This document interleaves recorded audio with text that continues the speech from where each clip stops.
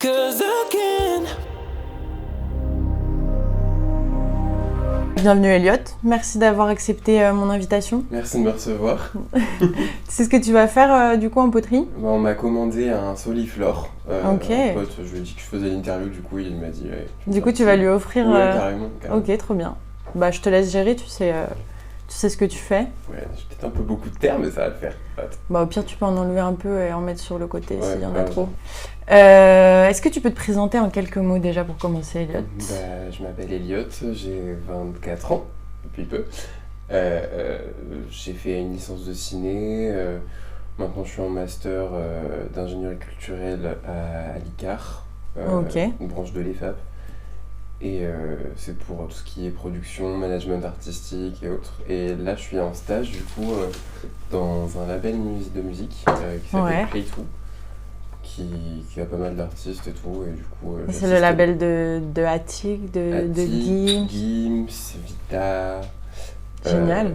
Il y a Bilal aussi un petit peu. Et tu fais quoi pour eux du coup? J'assiste les chefs de projet, enfin, j'ai à peine d'arriver, donc je débute aussi dans le milieu. T'es en stage pour un label de musique. Ouais. Mais du coup, tu fais de la musique aussi, ouais. toi? T'es chanteur? Ouais, comme certains des autres stagiaires aussi, ils font pas mal de sons, et des rappeurs, des chanteurs et autres, et qui essayent de caler du coup auprès des chefs de projet un petit peu leur projet, mais voilà, c'est pas pour ça que j'ai intégré le label forcément, c'était vraiment histoire de connaître un peu mieux le milieu, si je puis dire, Ouais.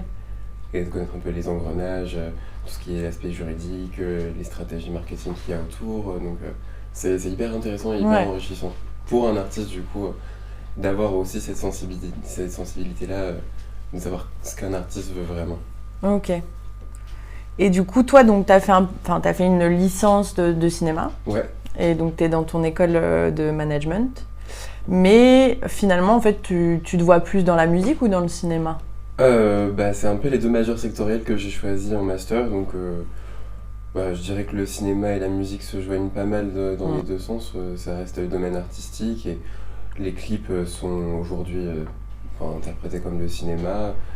Il reste un découpage technique, il y a des choses à faire dans l'aspect production qui est tout aussi importante que dans le cinéma. Ouais. Donc j'ai choisi cette licence, mais il y a aussi des postes comme la synchronisation entre la musique et l'image qui est hyper intéressant d'avoir. Ouais. Et là, du coup, tu prépares, t'as un clip qui va bientôt sortir. Ouais. Qui est réalisé par César Simon et Usha Stradella. Tada. Et t'es content, du coup, c'est ton premier clip finalement. C'est mon tout premier clip, projet. c'est mes toutes premières musiques. J'essaye de voir un petit peu ce que je sais faire du coup artistiquement parlant. J'ai fait du ballet pendant plus de 10 ans. Ok, oui, tu danses beaucoup. Ouais, toujours. Et là pour le clip, du coup, j'ai été aidé pour la chorégraphie de Luna et de Lucas, donc qui est un des danseurs qu'on voit dans le clip. Et on s'est formé avec des petites sessions à droite à gauche de danse pour faire la chorégraphie du single. Donc j'ai commencé le travail du single sur la sortie du premier confinement avec Timothée Marceau, donc, qui est mon producteur. Okay. Et ça a été vraiment assez rapide en fait, la manière dont on a procédé à l'aspect de travail, et c'était hyper intéressant aussi, hyper enrichissant de se retrouver pour la première fois en studio avec autant de matériel et de se dire waouh quoi, il y a un beat qui sort et là j'ai juste à faire un peu de franglish, enfin je faisais beaucoup de yaourt. Et tu chantes en anglais du coup dans ce... Ouais, majoritairement, parce qu'on essaie de s'adapter à une scène qui se veut peut-être plus internationale. Ouais. Est-ce que tu as des artistes qui t'inspirent en particulier, qui t'influencent dans ta musique? Qui ont influencé l'EP ou qui ont... En général, dans ta création de ton EP et puis même en général dans ta vie. Dans la vie de tous les jours, je pense que voilà, j'ai vraiment ce tempérament à vouloir incarner la bad bitch, si je puis dire. Je suis fan des rappeuses, majoritairement comme Shai, ou dans l'urbain, il y a Aya aussi qui influence pas mal aujourd'hui en France, mais s'il y en a bien une qui m'a appris tout ça, c'était Nicki Minaj à l'époque, à mon premier voyage à New York. c'était assez intéressant de connaître cette nouvelle culture américaine. Et ma cousine m'a automatiquement fait comprendre que Nicki c'était la best et qu'il fallait vraiment la soutenir. Donc j'ai appris tous ces raps depuis par cœur. Ok. Moi je suis team Cardi B donc. Oh merde. Je l'écoutais avant de venir, ça va. C'est pas très grave. Je sais pas s'il y a vraiment team Nicki, team Cardi B. Mais j'ai quand même une préférence pour Cardi B. Donc toi en fait finalement oui c'est un peu les artistes américains donc comme Nicki Minaj et tout et puis dans les artistes français. Français, enfin. Je pense que j'aime beaucoup la pop 80, la variété aujourd'hui, elle est en pleine construction et elle est hyper intéressante de la découvrir parce que on a même des rappeurs qui se mettent à faire de la variété depuis que Gims a un petit peu mélangé les genres entre la chanson et le rap.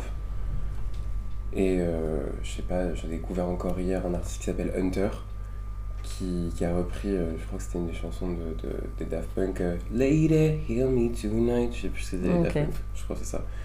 Et il a fait un rap dessus et j'ai trouvé ça fantastique. Je sais pas si c'est les Daft Punk. Moi non plus. Désolé la culture G. Ouais. Et du coup toi tu dirais que tu fais quel style de musique par exemple ton EP c'est quel style Bah automatiquement pop, avec Tim on s'est orienté vers quelque chose d'assez pop, rétro-futur, qui veut s'ancrer dans l'air du temps. Ouais. Donc on a un petit peu inspiré la totalité de l'EP sur The Weeknd, Ed Sheeran, Justin Bieber. Et il y a un titre qui fait assez R&B, qui est plutôt cool à écouter dans une ambiance un peu plage et autres. Et il y a le single du coup qu'on a clippé ensemble, qui reflète pas mal du coup cet aspect rétro-futur de ce qu'on voulait en donner. Ouais. Et du coup, par rapport à tes projets futurs, là, dans l'année, tu prépares quoi Alors, donc on a le clip qui va arriver, donc on va sortir le son 2 semaines avant que le clip ne soit pondu. À la suite de ça, on a la finalisation de la cover, on doit faire quelques éditos pour avoir des visuels supplémentaires pour le process Instagram et autres. Enfin, il y a tellement de DA à fournir pour décanter cette image artistique que j'ai toujours voulu avoir, si je puis dire, mais qui me ressemblait. Bon, chaque artiste est perpétuellement dans la recherche et de savoir ce que je suis et ce que je représente aujourd'hui, c'est assez bien reflété dans le clip qu'on a pu faire ensemble. Du coup, toi, tu représentes quoi pour toi Alors, on va souvent me cantonner, une fois que tout ça sera sorti, à Bilal Hassani, à Conchita Wurst, parce que j'aurais tendance à avoir une attitude féminine sur le registre. Pour l'instant, c'est les seuls. Exact, c'est bien les seuls et c'est bien triste. Enfin, il y a aussi Pablo Vittar, qui est un artiste de funk pop brésilienne, qui est assez cool, que j'écoute depuis pas mal de temps, qui est une drag queen et qui fait des sons assez punchy, donc c'est plutôt cool à écouter le matin. Et du coup, donc tes projets, oui, pour l'année 2021, donc c'est la sortie de ton clip. T'aimerais bien te faire, disons, remarquer par un label Potentiellement, histoire de pouvoir financer vraiment la production d'un EP plus large, à savoir si je vaux vraiment quelque chose dans le milieu, parce que ma passion c'est d'être en studio et de faire des top lines et d'aller travailler l'essence même du beat que le beatmaker et producteur m'aura fourni. Donc je vais essayer juste de poser ma voix et d'avoir quelque chose de réfléchi et d'y réfléchir à la fois, parce que je suis vraiment là à fredonner les airs, je fais du c'est comme ça qu'on commence. Non mais c'est juste trop drôle parce que je voyais ça que dans les films, à me dire que Britney, quand elle avait cette attitude de et en fin de compte tu l'as fait en studio aussi, et quand t'es derrière le micro t'es là mais tu vas lâcher des trucs, genre des petits flows, des machins, et en fin de compte tout ça monté ensemble, ça forme un truc plutôt pas mal, alors que quand tu le fais solo devant ton micro, j'ai tendance à me foutre de ma propre gueule, donc je voulais faire une sorte de silhouette féminine, avoir cette cambrure que beaucoup incarnent dans leur sculpture. J'ai toujours aimé les dessiner des coins. Pourquoi t'as décidé de faire un corps de femme et pas d'homme Je sais pas, les courbes des femmes sont tellement belles à regarder que c'est bien plus intéressant à construire. et à dévisager, si je puis dire. Étant un homme homosexuel, il y a toujours eu cet aspect différent de savoir comment est-ce qu'on a ce regard, enfin quel est ce regard qu'on porte sur le corps de la femme, à savoir que les stylistes sont souvent de cette orientation-là, Ouais. et que, je sais pas, je crois que c'était Karl Lagerfeld qui disait vouloir recouvrir la femme parce qu'il n'aimait pas son corps, et que du coup, enfin, il y a où savoir si on veut recouvrir la femme parce qu'on n'aime pas le corps de la femme, parce que c'est pas quelque chose de beau, à savoir si on veut couvrir la femme parce que c'est quelque chose qu'on veut embellir justement. Donc je pense que j'ai cet aspect à vouloir l'embellir et à vouloir moi-même embellir aussi avec les traits féminins. Parce que toi, t'as vraiment deux côtés, enfin t'es très féminin d'un côté, mais t'as aussi ce côté très... Depuis que je suis tout petit, on me dit que je ressemble à une fille, j'avais les cheveux longs déjà, et mon rayon préféré c'était celui des Barbie, donc on me disait « Ah mais qu'elle est mignonne », donc voilà, j'ai voulu montrer aux gens qui avaient toujours eu ça à la bouche comme un peu une insulte, vouloir le revendiquer haut et fort sans que ce soit pris pour une insulte, parce que en fin de compte c'est plaisant. Donc ça fait combien de temps là du coup que finalement t'assumes pleinement ton homosexualité? J'avais 15 ans quand j'ai fait mon coming out auprès de ma famille.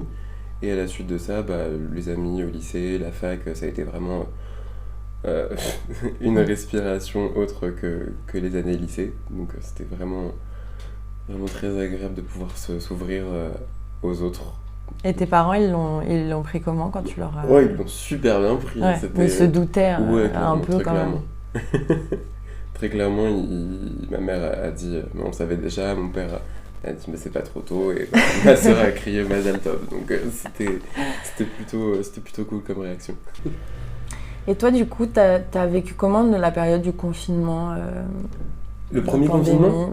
Même depuis, là ça fait faire 1 an que ça dure. Toi, par rapport à ton moral, par rapport à ton travail, est-ce que tu trouves que ça t'a touché, enfin s'il se passait quelque chose Ça m'a permis d'être plus volontaire dans ce que je voulais faire et dans ce qu'on me demandait de faire. Ouais. De me concentrer peut-être plus facilement aussi sur les ambitions que je m'étais fixées depuis longtemps.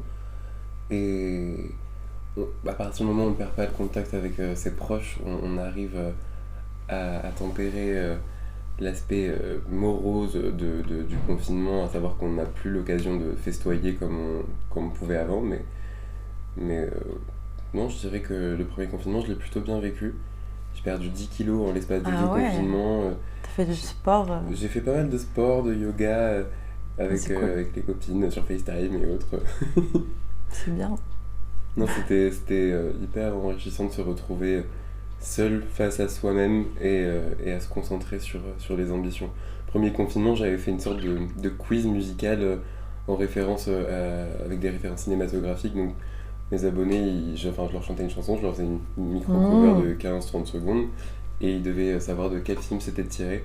Et donc chaque soir, je tirais les gagnants et je déclarais un petit peu une petite anecdote autour du film ou de la musique qui en est sortie, à savoir par exemple les 10 commandements avec Whitney Houston et Mariah Carey qui a une BO assez exceptionnelle non, c'est le Prince d'Égypte, qui est une BO assez exceptionnelle du coup pour ce film-là. Du coup, t'as occupé tes followers avec des petits quiz. Ouais, j'ai essayé de faire un petit peu à montrer que j'étais pas mal, enfin même si chacun vivait son mal à sa manière, j'ai essayé de gérer le mien comme je pouvais, c'est-à-dire que de chanter, ça m'apporte un plaisir et un bonheur que rien d'autre ne puis m'apporter, et ça m'a fait beaucoup beaucoup de bien d'avoir le soutien de beaucoup de gens autour. Dès que je postais quelque chose, j'avais beaucoup de retours et c'était hyper cool d'avoir ces retours-là, donc j'ai continué vraiment sur tout le confinement, et au sortir du confinement, j'ai croisé Timothée et on s'est fait une session et voilà, ça a matché.